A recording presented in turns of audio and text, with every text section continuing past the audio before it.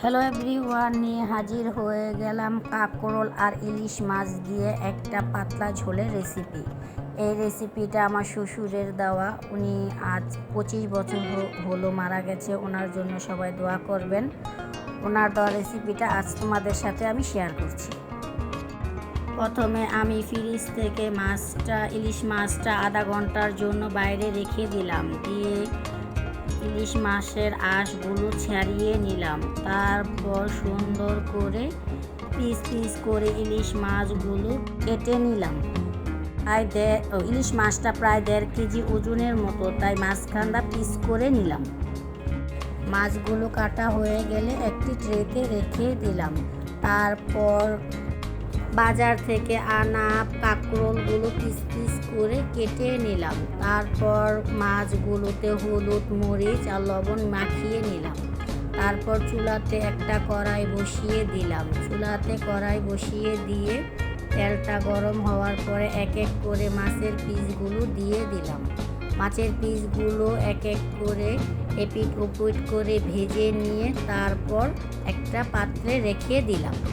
হলুদ মরিচ মাখানো কাঁকরোলগুলো এক এক করে ভেজে নিলাম। কাঁকরোলগুলো এভাবে ভাজতে হবে যেভাবে আমরা ভাজা কাঁকরোল দিয়ে ভাত খাই, ওইভাবে ভেজে তরকারি রান্না করতে হবে। তারপর আলুগুলো ভালো করে ভেজে নিলাম।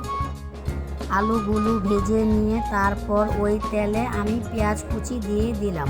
দিয়ে ভালো করে নেড়ে দিলাম। পরিমাণ মতো লবণ দিয়ে দিলাম। দিয়ে ভালো করে নেড়ে দিলাম। বেটে রাখা আদা রসুন বাটা দিয়ে ভালো করে নেড়ে চেড়ে ভেজে নিলাম। পরিমাণ মতো পানি দিয়ে দিলাম। হলুদের গুঁড়ো দিয়ে দিলাম। মরিচের গুঁড়ো দিয়ে দিলাম। দিয়ে ভালো করে নেড়ে চেড়ে সাধ্য মতো পানি দিয়ে দিলাম। দেওয়ার পর ভালোভাবে মরিচ হলুদগুলো ভালোভাবে কষিয়ে নিলাম। কষিয়ে নেওয়ার পর ভেজে রাখা কাঁকরোল আর আলুগুলো ভালোভাবে কষিয়ে নিলাম। কষিয়ে নিয়ে কিছুক্ষণ ঢেকে দিলাম।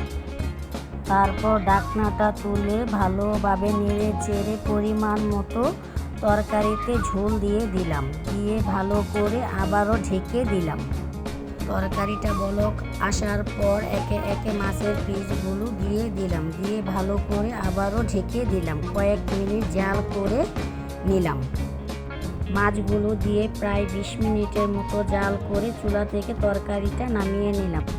আমাদের ভিডিওটা যদি আপনাদের ভালো লাগে, আমাদের চ্যানেলটাকে সাবস্ক্রাইব করে পাশে থাকা বেল বাটনটি বাজিয়ে দিবেন। নতুন নতুন ভিডিও পেতে আমাদের সাথেই থাকবেন।